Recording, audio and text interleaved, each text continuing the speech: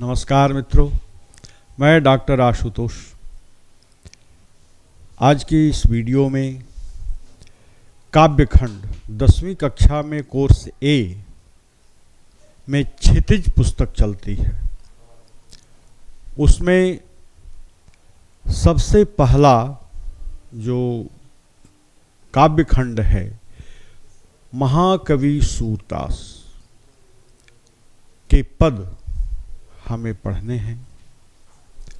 लेकिन उस पद को पढ़ने से पहले हम लोगों को कविता और हिंदी साहित्य में कविता का प्रारंभ कब से हुआ, ये उसकी पृष्ठभूमि के बारे में थोड़ा सा समझ लेना है। वैसे हिंदी साहित्य का प्रारंभ ही कविता से होता है।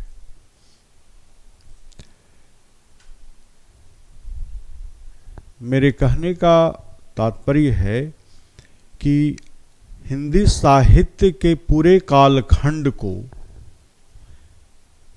विभिन्न समालोचकों ने जिन कालखंडों में विभाजित किया, उसमें 3 कालखंडों तक की जो भाषा है वह कविता की भाषा है। आचार्य हजारी प्रसाद द्विवेदी सबसे पहले आलोचक हैं जिन्होंने हिंदी साहित्य के पहले काल को आदिकाल कहा, दूसरे को कालखंड को पूर्व मध्यकाल कहा, तीसरे को उत्तर मध्यकाल कहा और चौथे को आधुनिक काल कहा। लेकिन इनके पहले आचार्य रामचंद्र शुक्ल हिंदी साहित्य के कालखंडों का विभाजन कर चुके थे। आचार्य हजारी प्रसाद द्विवेदी ने बाद में किया।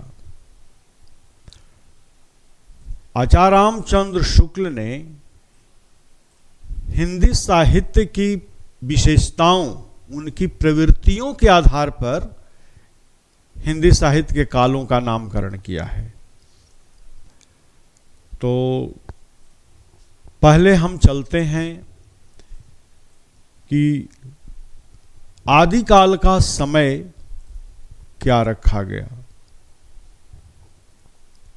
आचार्य रामचंद्र शुक्ल ने 1000 ईस्वी से लेकर 1375 ईस्वी तक का जो समय है उसे वीरगाथा काल का समय नामकरण किया है। उसको वह वीरगाथा काल नामकरण है क्योंकि इस काल में वीरतापूर्ण कार्य ज़्यादा होते थे। भारतवर्ष पर बाहरी आक्रांताओं का आक्रमण हो रहा था, उनसे बचने के लिए वीर पुरुषों की जरूरत थी और उसमें वीरता की भावना प्रबल थी। तो ये उस काल की विशेषताएं थीं जिसके आधार पर इन्होंने इसका नाम वीरगाथा काल रख दिया। लेकिन हजारी प्रसाद द्विवेदी ने कहा कि चूंकि हिंदी साहित्य का प्रारंभिक काल है इसलिए इसका नाम आदिकाल होना चाहिए। आदि का मतलब ही प्रारंभ होता है। दूसरा है आचार्य हजारी प्रसाद द्विवेदी के अनुसार पूर्व मध्यकाल, यानी मध्यकाल से पहले, जिसका समय आचार्य रामचंद्र शुक्ल 1375 से 1775 संवत विक्रम संवत तक मानते हैं। और आचार्य रामचंद्र शुक्ल ने पूर्व मध्यकाल का नाम भक्ति काल रख दिया क्योंकि इस काल में भक्ति भावना प्रबल थी। लोग ईश्वर की ओर उन्मुख हो रहे थे अपनी संस्कृति की रक्षा के लिए। तो यह भक्ति काल जो नामकरण है लोगों ने उसे ज़्यादा सार्थक समझा, क्योंकि इस काल में भक्ति भावना प्रबल थी, जिसमें संत कबीर, गुरु नानक देव, रैदास, मलिक मोहम्मद जायसी, मुल्ला दाऊद, महात्मा तुलसीदास, सूरदास, मीराबाई, रसखान, ऐसे बहुत से भक्त कवि हुए जिनकी रचनाओं ने पूरे समस्त भारत को ही नहीं, समस्त संसार को अपने आगोश में ले लिया था। सब लोग इनकी रचनाओं को समझने और पढ़ने लगे थे। तो इस समय का जो समय काल था वो भक्ति पर ज़्यादा जोर देता था, ईश्वर की भक्ति पर, इसलिए इसका नाम आचार्य रामचंद्र शुक्ल ने भक्ति काल रख दिया। और अब आगे चलें तो हिंदी साहित्य का तीसरा काल आता है रीति काल। आचार्य रामचंद्र शुक्ल के अनुसार इसमें एक परंपरा बन गई थी, रीति की परंपरा, जिसे आचार्य विश्वनाथ प्रसाद मिश्र ने श्रृंगार काल नाम रखा, क्योंकि इस समय भारतवर्ष में मुगल वंश की स्थापना हो चुकी थी। जहांगीर और शाहजहां का शासन था, जिसमें देश का सांस्कृतिक विकास हो रहा था। ऐसे में लोगों का ध्यान सौंदर्य और संस्कृति की ओर ज्यादा पड़ा, तो लोगों में सौंदर्य भावना विकसित होने लगी, और इसलिए इस विचार को ध्यान में रखते हुए आचार्य विश्वनाथ प्रसाद मिश्र जी ने इसका नाम ही श्रृंगार काल रख दिया। हालांकि पहले भी आचार्य रामचंद्र शुक्ल संकेत कर चुके थे कि कोई चाहे तो इसकी प्रवृत्तियों के आधार पर इसका नाम श्रृंगार काल रख सकता है, और इसका नाम श्रृंगार काल भी रखा गया। और फिर जिसका समय 1775 से 1850 तक आता है, विक्रम संवत तक। लेकिन आधुनिक काल, आचार्य हजारी प्रसाद द्विवेदी ने हिंदी साहित्य का आधुनिक काल का नामकरण गद्य काल किया, क्योंकि इस समय गद्य साहित्य का प्रारंभ हुआ आधुनिक काल से हिंदी साहित्य में, इसलिए उन्होंने इसका नाम गद्य काल रख दिया। तो लेकिन हजारी प्रसाद द्विवेदी ने इसे आधुनिक काल कहा। 1850 से अब तक वो समय चल रहा है आधुनिक काल में, जिसमें गद्य साहित्य का निर्माण हुआ। नाटक, कथा, कहानी, आलोचना, रिपोर्टाज, लघु नाटक, ये सब जो हिंदी साहित्य की विधाएं थीं, ये आधुनिक काल में ही विकसित हुई। तो अब हम चलते हैं कविता के बारे में। चूंकि हमें कविता पढ़नी है तो हम जानें कि कविता क्या है। क्षितिज पुस्तक में सबसे पहले हमें कविता के बारे में बताया गया है, और रामचरितमानस के बालकांड में गोस्वामी तुलसीदास जी लिखते हैं कि कविता क्या है। ऐसे विभिन्न कवियों ने कविता को अलग अलग ढंग से परिभाषित किया है, लेकिन हमारे तुलसीदास जी कविता के बारे में लिखते हैं। रामचरितमानस में 7 कांड हैं, उसमें पहला है बालकांड, दूसरा है अयोध्या कांड, तीसरा है अरण्य कांड, चौथा है किष्किंधा कांड, पांचवा है सुंदर कांड, छठा है लंका कांड, और 7वां है उत्तर कांड। ये 7 कांडों में पूरा, यानी 7 अध्यायों में ये पूरा रामचरितमानस संपूर्ण होता है। तो अब देखिए इन 4 पंक्तियों में, ये 4 जो चौपाई की पंक्तियां हैं, चौपाई छंद है, होता है दोहा और चौपाई। तो रामचरितमानस में दोहा चौपाई के अलावा और भी सवैया आदि छंदों का प्रयोग इन्होंने किया है। तो इन चौपाइयों में गोस्वामी तुलसीदास जी कविता की परिभाषा बताते हैं कि कविता क्या होती है। तो लिखते हैं, हृदय सिंधु मति सीप समाना। सीप समुद्र में सीप होती है, और हृदय सिंधु, हृदय रूपी समुद्र में मति रूपी सीप रहती है। यानी जिसकी मति माने बुद्धि, जिसकी बुद्धि में श्रेष्ठ विचार उठते हैं, स्वाति शारदा कहीं सुजाना। नक्षत्रों में एक स्वाति नक्षत्र होता है जो वर्षा काल में होता है। स्वाति नक्षत्र में जब वर्षा होती है तो उसकी कुछ बूंदें सीप के मुंह में चली जाती है, और वही बूंद फिर मोती बनकर निकलता है। तो तुलसीदास जी कहते हैं कि हृदय रूपी समुद्र में बुद्धि रूपी सीप निवास करती है, और उसमें स्वाति नक्षत्र यानी श्रेष्ठ समय में जो वर्षई बरबारी विचारू, श्रेष्ठ विचारों का आगमन उस बुद्धि में होता है, और वही विचार कविता बन जाती है। हो ही कवित मुक्ता मणि चारू, वही मोती रूपी कविता, यानी इस पूरी पंक्ति में रूपक अलंकार के माध्यम से गोस्वामी तुलसीदास जी ने हमें बताने का प्रयास किया है कि वास्तव में कविता क्या है। तो कविता हमारी बुद्धि रूपी सीप में जब श्रेष्ठ विचार आते हैं तो वो विचार ही कविता बन जाती है। यह कविता की परिभाषा हमारे तुलसीदास जी ने दी है। बहुत सारे हिंदी साहित्य के और अंग्रेजी साहित्य के विद्वानों ने कविता को अलग अलग ढंग से परिभाषित किया है।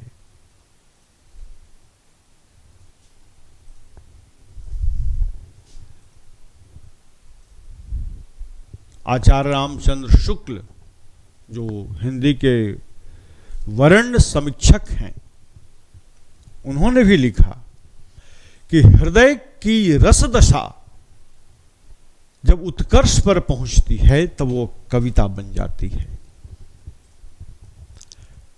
कविता को परिभाषित अंग्रेजी साहित्यकार, अंग्रेजी कवि विलियम वर्ड्सवर्थ करते हैं। वे कविता के बारे में लिखते हैं, poetry is the spontaneous overflow for joy of our feelings. हमारी फीलिंग्स का जो सुखात्मक क्षण होता है वो कविता होती है। It takes its tranquillity and emotion collected it, वो हमारी भावनाओं का कलेक्शन करती है और तब वही कविता बन जाती है। अंग्रेजी साहित्यकार पर्सी वेसी शेली, जिसे पीवी शेली के नाम से जो प्रसिद्ध हैं, शेली, वो लिखते हैं saddest thoughts that's those are sweetest song. Saddest thought यानी जब उदासी के क्षण में जो विचार होते हैं वही स्वीटेस्ट सॉन्ग मधुर संगीत में बदल जाते हैं। तो कविता के बारे में विभिन्न आलोचकों की अलग अलग धारणाएं हैं। तो कविता क्या है, हमें काव्य खंड पढ़ने से पहले एक कविता के बारे में जान लेना आवश्यक है। हम ये भूल न जाएं कि हम 10वीं कक्षा के छात्र हैं। हमें पूरा एक जानकारी होनी चाहिए विषय के बारे में। हम जाने कि हम क्या पढ़ रहे हैं और क्यों पढ़ रहे हैं। तो गोस्वामी तुलसीदास जी की कविता की परिभाषा के साथ अब हम उस पद पर आते हैं जो महाकवि सूरदास जी ने लिखे हैं। आइए अब सूरदास जी के बारे में कुछ जान लें, दो चार बातें।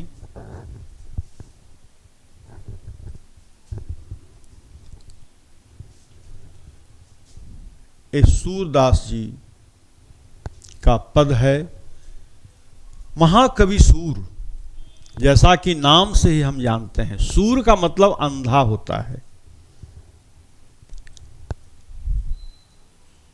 तो बचपन से ही अंधे थे। 15वीं शताब्दी में महाकवि सूरदास जी का जन्म होता है। दिल्ली के पास सीही एक गांव है, उस गांव में इनका जन्म हुआ। प्रारंभ में यह यमुना नदी के किनारे एक गौ घाट है, वहां आकर रहने लगे और वहां भगवान की स्तुति करते हुए, प्रार्थना करते हुए अपना जीवन बिताते थे।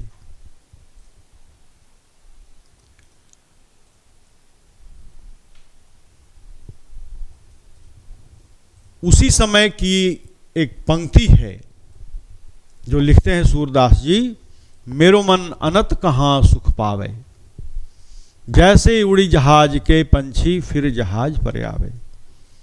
रे मन, अंत में तुम्हें सुख ईश्वर के चरणों में ही मिलेगा।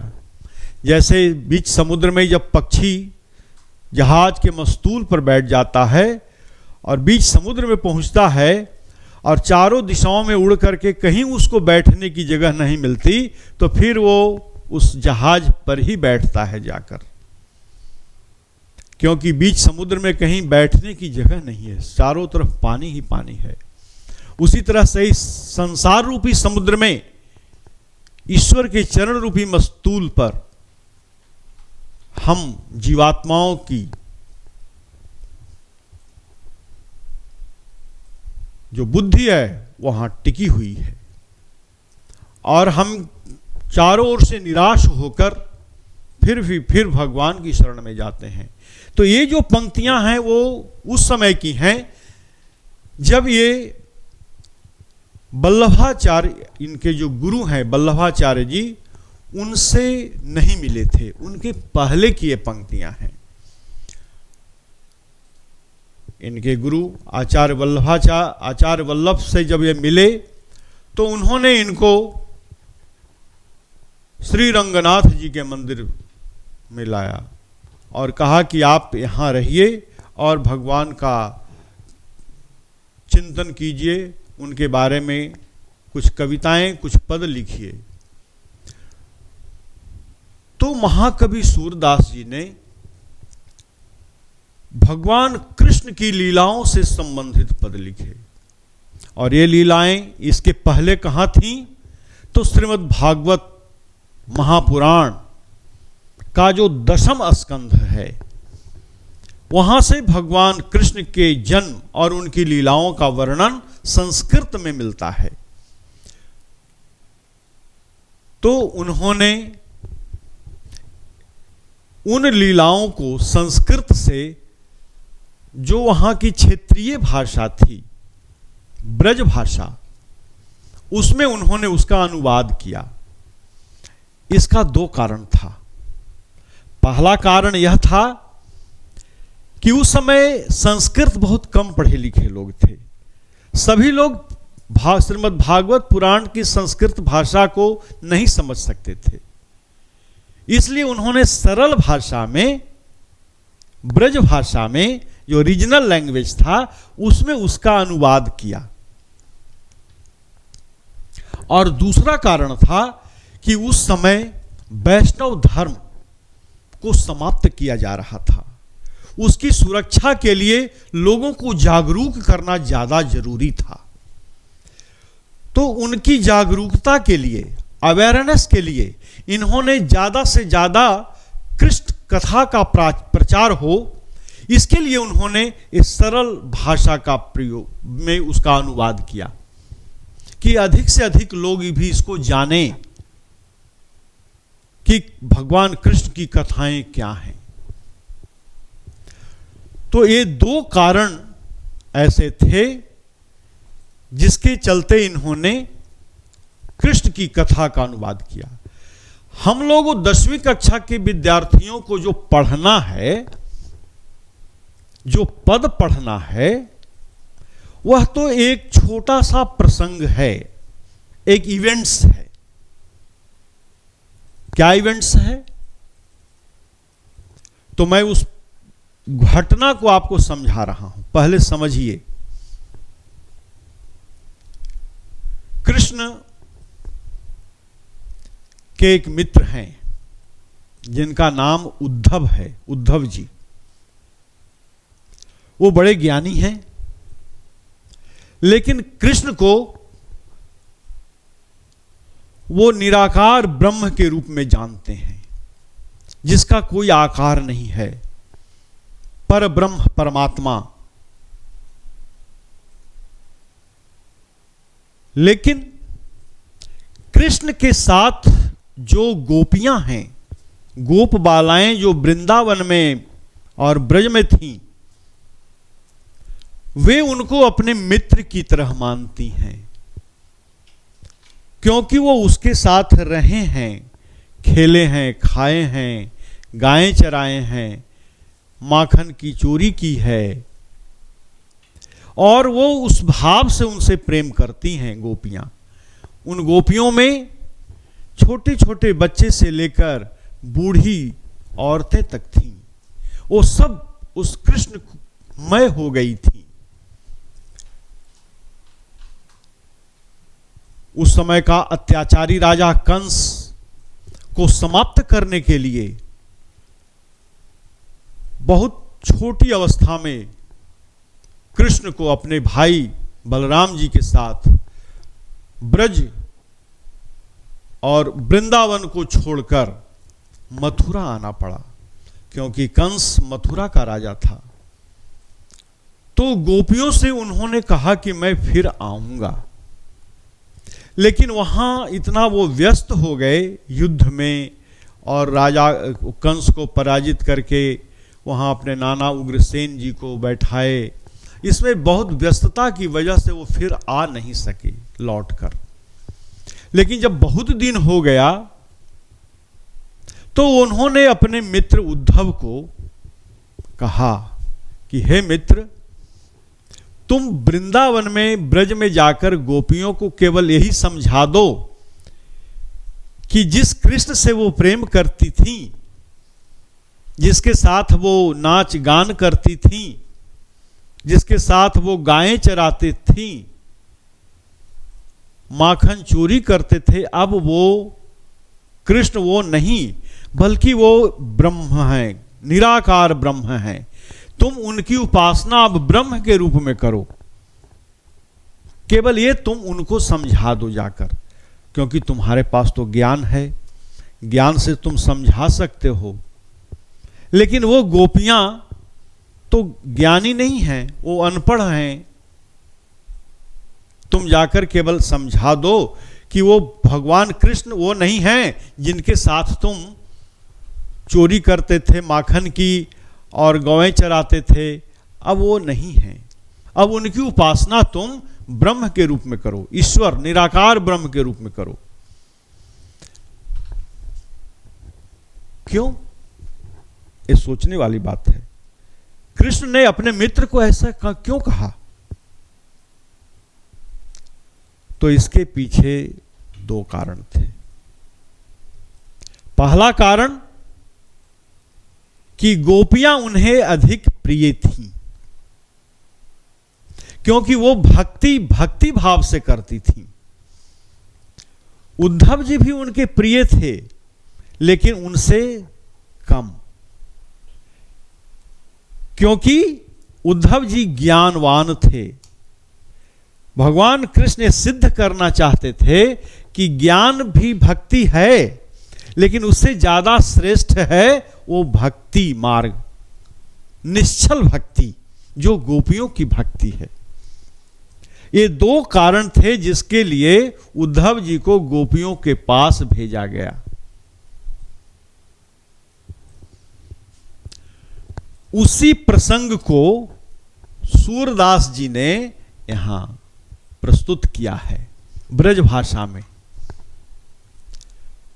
तो इसमें एक शब्द है केवल एक ही शब्द पर यह पूरा पद का अर्थ व्यक्त होता है। वो शब्द क्या है?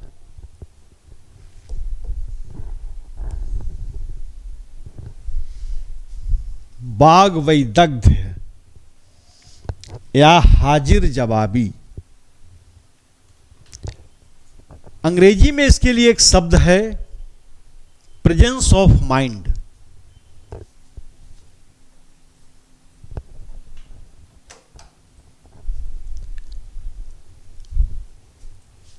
और ये फारसी भाषा का शब्द है हाजिर जवाबी। हाजिर जवाबी होने के लिए बहुत विद्वान होने की जरूरत नहीं है, बहुत ज्ञानवान होने की जरूरत नहीं है। अकबर और बीरबल में जो संवाद है, वो बीरबल बहुत पढ़े लिखे थे ऐसी बात नहीं है, लेकिन वो प्रेजेंस ऑफ माइंड उनका बड़ा परफेक्ट था। तुरंत किसी बात का जवाब दे देना उसको हाजिर जवाबी कहते हैं।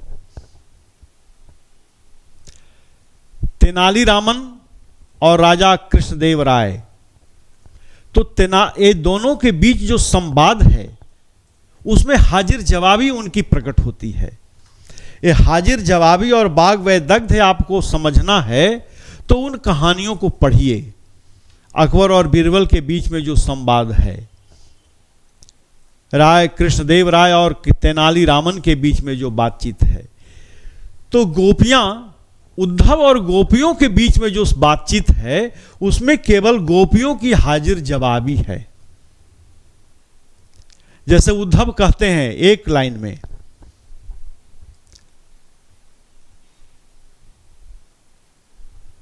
उद्धव जी ने गोपियों से कहा कि तुम उस मन को छोड़ दो जिस मन से तुमने कृष्ण की उपासना की थी। अब तुम कृष्ण को उस ब्रह्म के रूप में उनकी उपासना करो। तो गोपियां क्या कहती हैं? वो पढ़ी लिखी नहीं है। गोपियां कहती हैं, उद्धव मन न भयो 10-20, एक हु तौसो गयो श्याम संग, को आराध है ईस।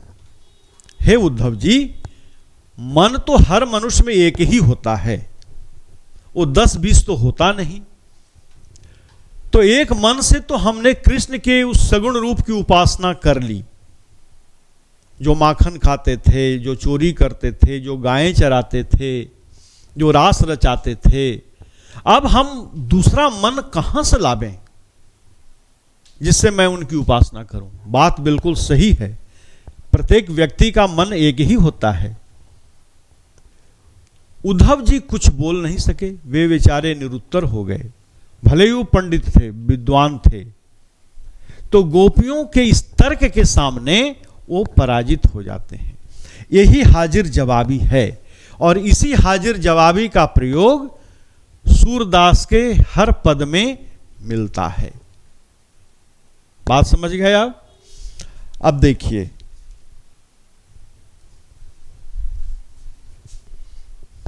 कि गोपियां, यहां उद्धव और गोपियों में बातचीत हो रही है, लेकिन उद्धव को कभी बोलने का मौका गोपियां नहीं देती हैं। गोपियां खुद ही कहती हैं जो कहना है उनको। क्या कहती हैं? उद्धव तुम हो अति बड़भागी। हे उद्धव जी, आप तो बड़े ही भाग्यवान हो भाई। कैसे कैसे भाग्यवान हो? अपरस रहत स्नेह तगाते नाहिन मन अनुरागी। स्नेह मने स्नेह, प्रेम। अपरस बिना स्पर्श के, अपरस का मतलब हो गया बिना छुए हुए, प्रेम को बिना स्पर्श किए हुए, नाहिन मन अनुरागी, आपके मन में कोई अनुराग नहीं है, कोई प्रेम नहीं है, उसके जगह पर केवल गर्व है, ज्ञान का घमंड है कि मैं ये बातें जानता हूं। तो आप बड़े भाग्यवान हैं, क्योंकि आप में केवल ज्ञान ही ज्ञान है, प्रेम नहीं है। अब बताइए, किसी व्यक्ति से कहा जाए कि आप में प्रेम नहीं है और आप बड़े भाग्यवान हैं, आप बड़े ज्ञानवान हैं, तो यह क्या हुआ? यह तो एक व्यंग ही हुआ, कमेंट हुआ। और उनको भाग्यवान कहना, क्यों वो भाग्यवान हैं? तो कृष्ण के साथ आप रहते हैं, कृष्ण प्रेम के ही लिए उनका अवतार हुआ है, और वैसे आदमी के साथ रह करके भी आपको प्रेम स्पर्श तक नहीं कर पाया। आप में केवल गर्व ही गर्व, घमंड ही घमंड है ज्ञान का। तो गोपियां कहते हैं कि भाई आप बड़े ही भाग्यवान हो, इसमें दो राय नहीं है। पुरैन पात रहत जल भीतर,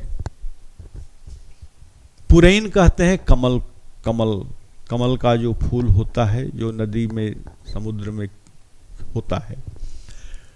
पुरैन पात, कमल का पत्ता जो है हमेशा पानी के नीचे रहता है, जल के नीचे रहता है।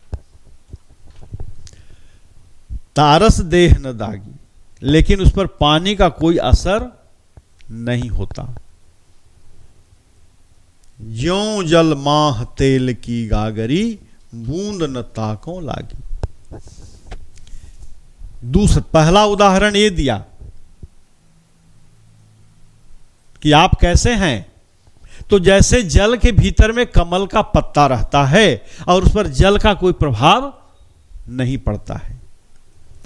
आप हमेशा कृष्ण के साथ हैं, लेकिन आप पर भी उनके जो भावनाएं हैं, प्रेम की भावनाओं का आप पर कोई प्रभाव नहीं पड़ा।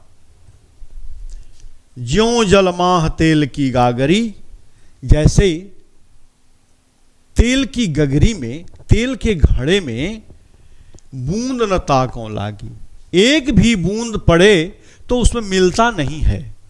तेल में पानी कभी नहीं मिलता है, तेल कहीं गिरा हो, पानी डालो तो छलक करके हट जाएगा। तो आप वैसे ही हैं कि आप कृष्ण रूपी प्रेम के अवतार के पास में हैं, फिर भी आप पर वो छू नहीं गया।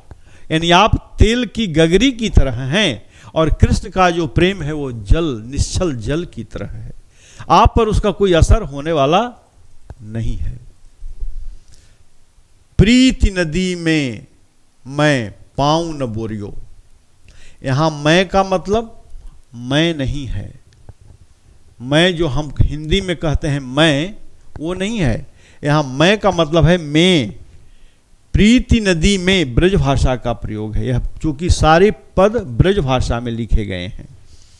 प्रीति नदी में पाऊं न बोरियो, प्रीति नदी, यहां प्रेम रूपी नदी, यानी नदी की तुलना प्रेम से की गई है। प्रेम रूपी नदी में आपका पैर भी अभी नहीं भीगा है। दृष्टि न रूप परागी, और आपकी आंखों में तो ज्ञान का घमंड दिखाई देता है, उसमें प्रेम का कोई आकर्षण नहीं है। सूरदास अबला हम भोरी, गुर चाटी ज्यों पागी।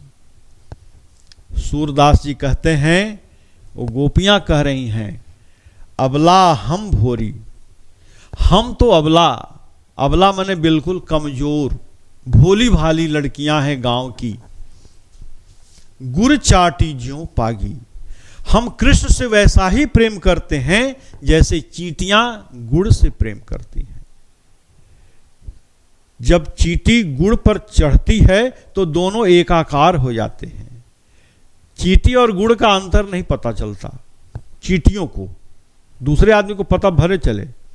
चींटियों को लगता है कि बस जो है सब यही मेरा संसार है, तो गोपियां कहती हैं कि हमारे लिए जो भी हैं वो कृष्ण हैं। अद्वैत भक्ति इसको कहते हैं। अद्वैत भक्ति, जहां दो न हैं, हम दोनों मिलकर एक ही हो गए हैं। गोपियों को हर जगह कृष्ण ही कृष्ण दिखाई दे रहे हैं। तो ऐसी भक्ति है गोपियों की।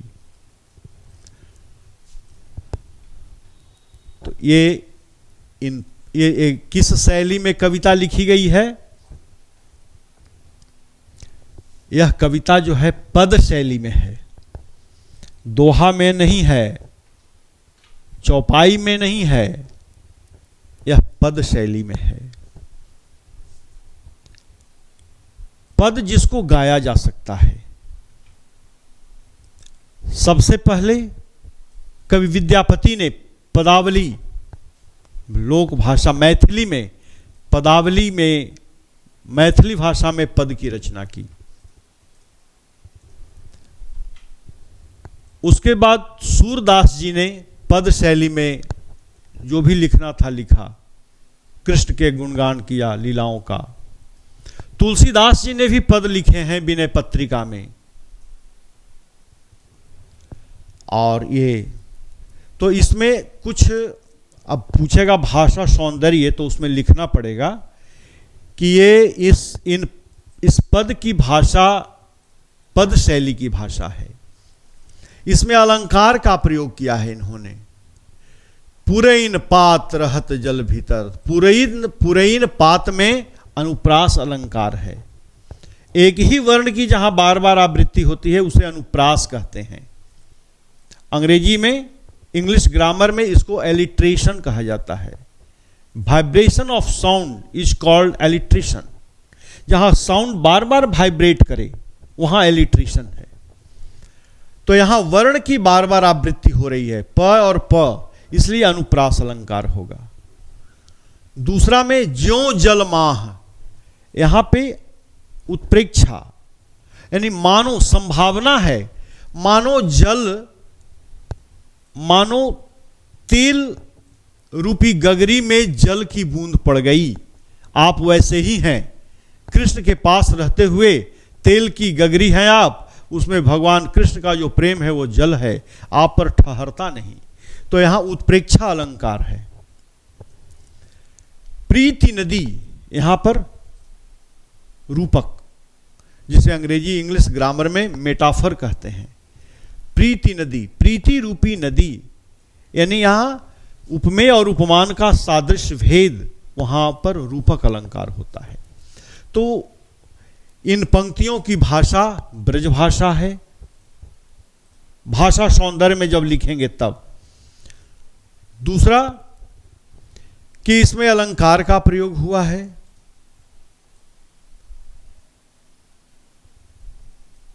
और बहुत ही सरल भावनाओं के साथ गोपियों ने अपनी भावनाओं को व्यक्त किया है। यह इस पद की, पहले पद की विशेषता है। ये आगे आइए, अब दूसरा पद। यह प्रसंग एक दूसरे से जुड़ा हुआ नहीं है, अलग अलग है, इसलिए यह मुक्तक शैली में लिखा गया है। कविता के दो रूप होते हैं, एक प्रबंध कविता और एक मुक्तक कविता। तो प्रबंध कविता जिसमें कोई एक कथा चलती है अंत तक, राम, दशरथ, कौशल्या, सीता की कथा है रामचरितमानस में, जो शुरू से अंत तक चलती है। लेकिन मुक्तक में ऐसा नहीं है, उसमें एक प्रसंग और दूसरे में अंतर होता है, यानी उसका जो इवेंट्स होते हैं वो अलग अलग इवेंट्स होते हैं, घटनाएं। तो फिर ये दूसरा प्रसंग है, ये दूसरा इवेंट है। फिर गोपियां समझा रही हैं उद्धव जी को। क्या कहती हैं इस पद में? मन की मन ही मांझ रही। उद्धव जी, आप मेरे पास आए हैं समझाने के लिए, लेकिन पहले से मेरे मन में एक बात थी कि जब कृष्ण आएंगे तो मैं उनको बात अपनी कहूंगी। कौन सी बात कहूंगी? वो बात जो है मेरे मन के मन में ही रह गई, क्योंकि कृष्ण तो आए नहीं, और आते तब तो मैं कहती। वही कहती है, मन की मन ही मांझ रही। मन की बातें जो है वो मन में ही रह गईं। कहिए जाई कौन पे उद्धव, नाही परत कही। हे उद्धव, उद्धव जी से कह रही गोपियां, हे उद्धव कहिए जाई कौन पे, कैसे कहूं मैं उसको। मेरी मन की जो भावनाएं थी वो मन में ही दफन हो गईं, अब हम आपको कैसे बताएं। ना ही परत कही, अब कहते हुए बनता नहीं है मुझे। क्यों? अवधि आधार आस यावन की, अवधि आधार आस आवन की, आवन की आस। कृष्ण ने हम लोगों से कहा था कि एक समय के बाद मैं आऊंगा, उसी आधार को लेकर के हम लोग जीवित थे, उनके वेट में थे, इंतजार कर रही थी। अवधि माने समय। ये अवधि दो तरह से लिखा जाता है। एक अवधि में ह्रस की मात्रा होती है, इसका मतलब होता है समय।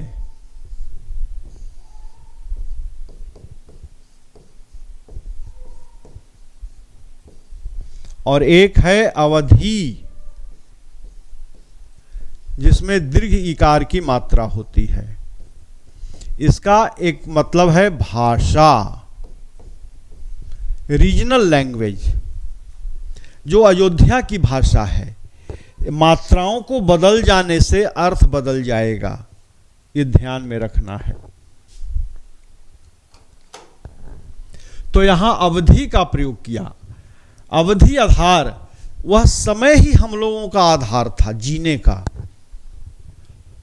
उसी लिए हम लोग तन और मन से बिथा मने पीड़ा, कष्ट, हम कष्ट सह रही थी कि वो आएंगे, हमसे मिलेंगे या हम लोग बातें करेंगे। लेकिन वो आए नहीं, उल्टे आपको भेज दिया।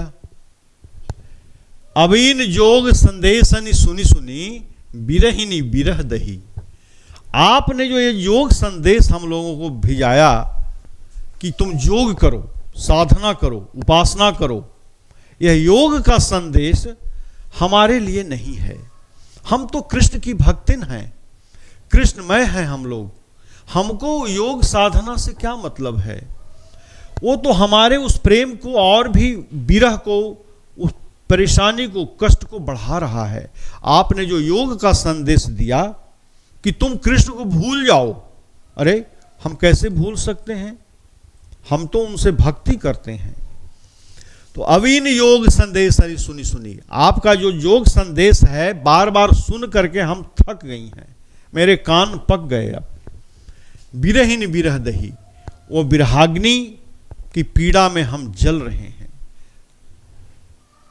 चाहती हुती गुहार जीतहि तय, हम अपने उस भक्ति की रक्षा के लिए मैंने गुहार लगाया था, गुहार लगाई थी। गुहार मतलब रक्षा के लिए पुकारना। हमने कृष्ण से को बुलाया था कि अपने मेरी भक्ति की वो रक्षा करें, मेरे प्रेम की रक्षा करें, लेकिन वो अपने तो आए नहीं। चाहती हुती गुहार जितहि तय, उततय धार बही। जिधर से रक्षा के लिए आना चाहिए था, उधर से वह धारा बहने लगी जो हमारे प्रेम को ही खत्म कर देगी। वो जो रक्षक था वो भक्षक के रूप में काम करने लगा। तो हम तो आपको रक्षा के लिए बुलाई थी, कृष्ण को हम लोग बुलाए थे, लेकिन वो अपने ना आकर अपने मित्र को भेज दिए, और वो भी ऐसा संदेश देने लगे कि हमारी भक्ति ही खत्म होने के ऊपर थी। इसलिए सूरदास अब धीर धरहि क्यों, मर्यादा न लही। सूरदास जी कहते हैं, वो गोपियां कह रही हैं कि अब हम कैसे पेशेंस रखें, धैर्य कैसे रखें, जब उनके पास कोई मर्यादा ही नहीं रही, यानी कोई लोक व्यवहार का ज्ञान नहीं रहा। लोक व्यवहार की मर्यादा क्या है? किसी को कहो कि मैं आऊंगा तो आप उसके यहां समय पर जाइए। ऐसा न हो कि उल्टे अपने मित्र को भेज दिया कहने के लिए कि हम तो उनके पास नहीं आ पाएंगे, वो हमको भूल जाएं। यह सबसे गलत बात होगी, एंटी बात होगी। हमारा उनसे संबंध है, ठीक है आप नहीं आए, कोई कारण से नहीं आते, लेकिन यह भेजना मित्र को कह करके कि तुम भूल जाओ, यह तो कहीं से कोई लोक मर्यादा नहीं दिखती है। एक गोपियां समझा रही हैं उल्टे उद्धव जी को, वो उनको क्या समझाएंगे, यही उनको समझाने लगे, ये बात है। तो